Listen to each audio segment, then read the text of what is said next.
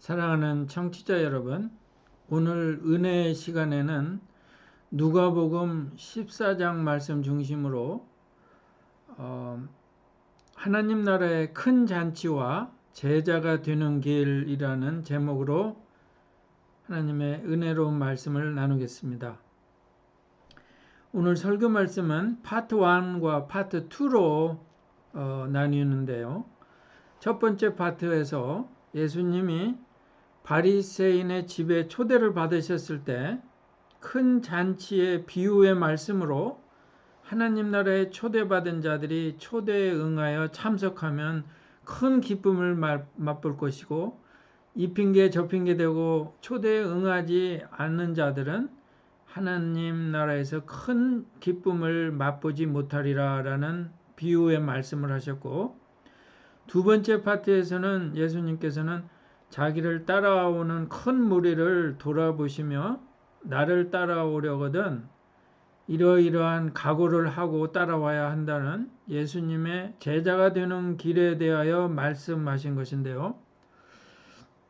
왜 복음서 기자 누가가 이 말씀을 한 장에서 같이 다루었는지 저 나름대로 추측해 보면은 사람이 복음의 기쁜 소식을 듣고 하늘나라의 기쁜 잔치에 초대를 받는 것은 하나님 나라의 성도로 부르심을 받는 것으로 볼 수 있고, 다음으로 성도가 하나님 나라의 잔치에 참여하려면 하나님의 공동체 생활을 해야 하며 주님을 따르는 제자의 삶을 살아야 하는 점에 비추어 볼 때 의미 있는 말씀의 연결이라고 봅니다. 어쨌든 예수님은 지상에서 사역할 당시에 여러 부류의 사람으로부터 잔치에 초대를 받았는데, 그때마다 우리 예수님께서는 사양치 아니하시고 초대에 참석하시어 그때마다 은혜로운 말씀으로 사람들을 가르쳤습니다.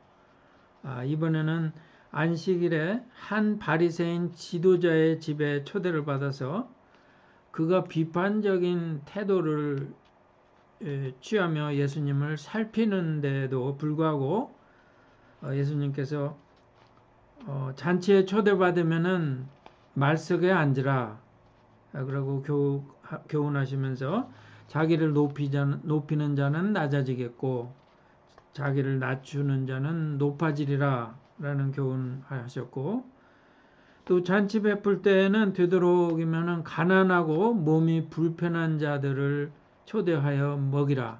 그리하면은 의인의 부활 시에 상급이 있으리라. 이렇게 교훈하시고, 이랬을 때 어떤 사람이 하나님 나라에서 떡을 먹는 자는 복되도다 이런 말씀을 했을 때 이 사람의 말에 의해서 예수님이 이르시되 어떤 사람이 큰 잔치를 베풀고 많은 사람을 청하였더니 잔치할 시각에 그 청하였던 자들에게 종을 보내어 이르되 오소서 모든 것이 준비되었나이다 하매 다 일치하게 사양하여 한 사람은 이르되 나는 밭을 샀음에 아무래도 나가봐야 하겠으니 청컨대 나를 양해하라 하고, 또 한 사람은 이르되 나는 소 5겨리를 샀음에 시험하러 가니 청컨대 나를 양해하라 하고, 또 한 사람은 이르되 나는 장가 들었으니 그러므로 가지 못하겠노라 하는지라. 종이 돌아와 주인에게 이르러 그대로 고하니 이에 집주인이 노하여 그 종에게 이르되 빨리 시내의 거리와 골목으로 나가서 가난한 자들과 몸 불편한 자들과 맹인들과 저는 자들을 데려오라 하니라. 종이 이르되 주인이여 명하신 대로 하였으되 아직도 자리가 있나이다. 주인이 종에게 이르되 길가 산울타리로 나가서 사람을 강권하여 데려다가 내 집을 채우라. 내가 너희에게 말하노니 전에 청하였던 그 사람들은 하나도 내 잔치를 맛보지 못하리라 하였다 하시니라. 네, 예수님의 비유의 말씀입니다. 이 비유의 골자는 사람이 하나님 나라의 큰 잔치에 초대를 받으면 이 핑계 저 핑계를 대고 거절하면은 하나님 나라에서 큰 기쁨을 맛보지 못하리라 하는 말씀이고, 사람이 복음을 통하여 하나님 나라의 큰 잔치에 초대를 받으면은 우선적으로 다른 일을 모두 제쳐놓고 그 초청에 응해야 한다는 말씀입니다. 이해가 되십니까? 곧 이어서 예수님은 자신을 따르는 많은 무리들을 돌아보시면서 제자가 되는 길에 대하여 설명하셨습니다. 봉독하겠습니다. 많은 군중이 예수님과 함께 갈 때 예수님이 그들을 향해 이렇게 말씀하셨다. 누구든지 내게 오는 자가 자기 부모와 아내와 자녀와 형제 자매 심지어 자기 생명보다 나를 더 사랑하지 않으면 내 제자가 될 수 없다. 그리고 자기 십자가를 지고 나를 따르지 않는 사람도 내 제자가 될 수 없다. 여러분, 예수님이 제자가 되는 길을 두 비유로 설명하셨는데 예수님은 제자가 되려는 자들에게 무엇을 요구하고 계십니까? 무엇보다도 먼저 사람이 예수님의 제자가 되려면 그는 부모, 처자, 형제 혹은 자기 목숨보다도 주님을 더 사랑해야 하며, 또한 누구든지 자기 십자가를 지고 주님을 따라야 한다고 말씀하시는데, 이는 무엇을 말합니까? 예수님은 사람이 예수님의 제자가 되려면 부모, 처자, 형제보다 최우선으로 주님을 사랑하고 따라야 한다는 것이고, 또 죽을 각오로 주님을 따라야 한다는 것을 의미합니다. 예수님이 이 말씀을 하실 로마 시대 당시에 십자가를 지고 주님을 따른다는 의미는 분명하였습니다. 그것은 십자가를 지고 먼저 가신 주님처럼 자기도 십자가에서 죽는 것을 의미하였습니다. 예수님을 믿고 따르는 제자에게는 각계각층의 사람이 있었습니다. 니고데모와 같이 바리새인 지도자도 있었고, 아리마대 요셉과 같은 부자도 있었고, 창녀도 있었고, 삭개오와 같은 세리도 있었습니다만, 공통적으로 저들은 자기의 부모, 처자보다 주님을 우선으로 사랑하며 따랐고, 믿는 자로서 여러 핍박과 고난을 이겨가며 자기 십자가를 지고 주님을 따랐던 것입니다. 사랑하는 청취자 여러분, 당신은 예수님의 제자로서 주님을 따르고 있습니까? 누구의 제자라는 말은 누구로부터 배운다는 말입니다. 그러나 예수님의 제자가 되는다는 것은 그 이상을 말합니다. 예수님을 구주로 믿고 사랑하여 몸과 마음과 성품을 다하여 그를 믿고 따르는 것을 말합니다. 이어서 예수님은 주님의 제자가 되는 길을 두 비유를 들어서 말씀하셨습니다. 봉독하겠습니다. 너희 중에 누가 망대를 세우려 할 때 먼저 앉아서 그것을 완성할 만한 돈을 가졌는지 비용을 계산해 보지 않겠느냐? 만일 기초공사만 하고 완성하지 못하면 보는 사람들이 모두 이 사람이 시작만 해놓고 끝내지 못했군 하고 비웃을 것이다.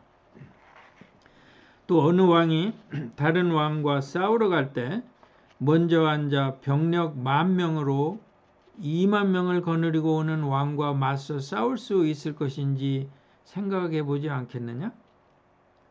만일 당해낼 수 없으면 적이 아직 멀리 있을 때 사절단을 보내 평화조약을 제의할 것이다. 이 비유가 뜻하는 바는 무엇일까요? 첫 번째로 주님의 제자가 되는 것은 적과 싸우고 자신을 지키기 위하여 망대를 세우는 것과 같은데, 만약에 세우는 자가 망대를 자기가 가진 것으로 세울 수 있겠는지 먼저 그 비용을 계산하고 공사 착공 여부를 판단하고, 이러한 판단을 하지 않고 계획 없이 공사를 시작했다가 자원이 부족하여 공사를 끝내지 못하면 실패하고 사람들의 웃음거리가 될 것이다 라는 말씀이죠. 두 번째 비유는 주님의 제자가 되는 것은 어떤 왕이 전쟁에 나아갈 때 상대방 적이 더 많은 군사로 쳐들어올 때 과연 자기가 전쟁을 이길 수 있는가 헤아려 보고 전쟁을 할 것인가 아니면 화친을 청할 것인가 결정하지 않겠느냐라는 말씀입니다. 이 비유를 통하여 예수님은 우리에게 무엇을 말씀하고 계십니까? 주님의 제자가 되는 것은 망대를 건축하는 것과 같습니다. 믿음의 공동체에서 예수님의 말씀의 터전에서 하나님 나라에 부름받은 성도로서 주님을 섬기며 하나님 나라의 건축물을 짓는 것 일과 같습니다. 하나님의 믿음의 공동체에서 사역하려면 자기의 소유와 자원이 요구됩니다만 우리의 자원은 부족하고 한정되어 있습니다. 또한 주님의 제자가 되는 것은 적과 싸우는 전쟁에 나가는 것과 같습니다. 우리가 성령으로 거듭나게 되고 그리스도인으로서 영적 안목을 가지게 되면 우리가 원하건 아니하건 간에 영적 전쟁이 있는 것을 깨닫고 영적 전투에 들어가게 되는데 우리가 상대하는 적은 이 세상의 정사와 권세자요 하늘에 있는 악한 영이요 우리보다 강한 자여서 내 힘만 의지하면 싸움에서 패할 수밖에 없는 것이 현실입니다.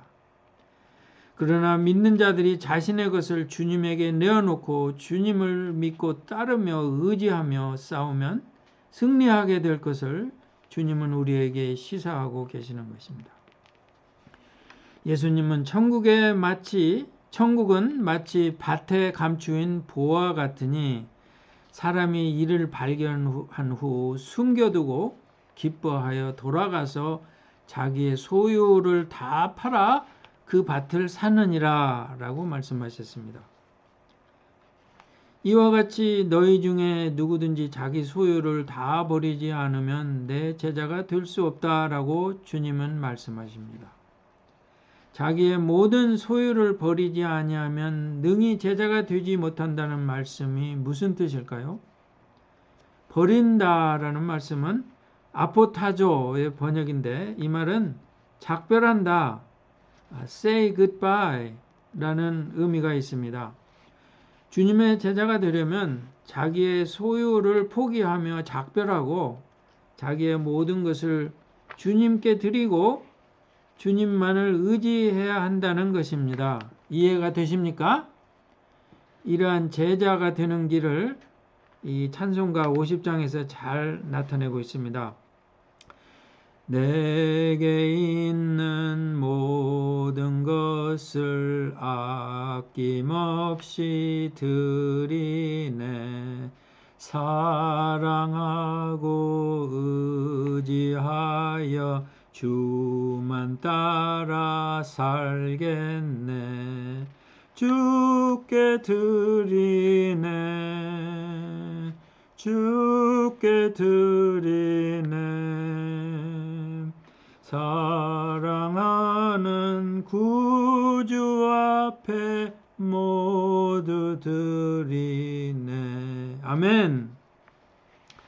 주님을 따르는 제자가 되는 것은 자기의 모든 소유를 주님께 맡기고 주님만 의지하며 주님이 공급하시는 힘으로 주님의 공동체에 속하여 사단과 악한 영과 영적 전쟁을 하며 하나님의 공동체를 건립하는 일인 것입니다. 내 힘만 믿고 싸우면 패할 수밖에 없으나 주님께 나의 모든 것을 바치고 주님이 공급하시는 힘으로 믿고 싸우면 하나님 나라에서 공력을 쌓아 터전을 쌓고 전쟁에서 승리하실 줄 믿습니다. 소금은 좋은 것이지만 만일 소금이 맛을 잃으면 어떻게 다시 짜게 할 수 있겠느냐? 그것은 흙이나 거름에도 쓸모가 없어 내어버린다. 귀 있는 사람은 잘 들어라. 결론을 말씀드리겠습니다. 복음으로 하나님 나라의 큰 잔치에 초청을 받은 자들은 소망과 기쁨으로 그 초청을 수락하여야 하나님 나라에서 큰 잔치에서 하나님과 및 성도들과 교제하며 놀라운 기쁨을 누릴 수 있으나 이 핑계 저 핑계로 이 초청을 거절하는 자들은 이러한 천국잔치의 기쁨을 맛보지 못하게 됩니다. 그리고 천국잔치의 큰 잔치에 초청을 받은 성도들은 자기를 부인하고 자기 모든 것을 주님에게 드리고 주님만 의지하여 주님이 공급하시는 힘으로 일하며 영적 싸움을 싸울 때 주님의 제자로서 승리할 수 있습니다. 자기의 능력과 힘을 아니하고 주님을 믿고 의지하고 몸과 마음을 다하여 따를 때 주님의 제자로서 승리하고 성공하게 될 것입니다. 주님은 제자들에게 너희는 세상의 소금이다 라고 말씀하셨습니다. 세상의 소금이라는 의미는 무엇일까요? 소금은 첫째, 없어서는 안 될 자원입니다. 로마 시대에 소금은 간혹 군인들에게 지급하는 샐러리로도 쓰였습니다. 주님의 제자들은 사회에 없어서는 안 될 중요한 성원들입니다. 소금은 음식의 부패를 방지합니다. 주님의 제자들은 사회의 순수성을 유지하며 도덕적 부패를 막는 방부제의 역할을 합니다. 또한 소금은 맛을 냅니다. 주님의 제자들은 사회에서 화평을 이루며 덕을 세우는 사람들입니다. 주님의 제자들이 소금이며 소금기를 잃지 말라고 주님은 당부하십니다. 그러나 만약에 누군가가 세상과 타협하고 소금기를 잃어버리면 주님 제자로서 그리스도의 향기와 순수성을 잃으면 그는 주님한테 쓰임받지 못하고 쓸모없는 자가 되어 세상 사람에게도 밟혀지며 쓸모없고 실패한 자로 추락하게 되는 것입니다. 사랑하는 청취자 여러분, 하나님 나라의 큰 잔치에 이르는 길은 주님을 따르는 제자의 길을 따르는 것입니다. 주님의 제자로서 소금기, 즉 그리스도의 향기, 선행, 믿음과 착함과 빛의 자녀로서의 행실을 잃지 말고 이 세상에서 없어서 안 될 소금의 직분을 잘 감당하셔서 주님의 힘으로 공력을 쌓으시고 하나님 나라의 큰 잔치에 참석하시어 하나님과 성도들과 더불어 놀라운 기쁨과 평안을 누리시기를 주님의 이름으로 축원합니다. 아멘.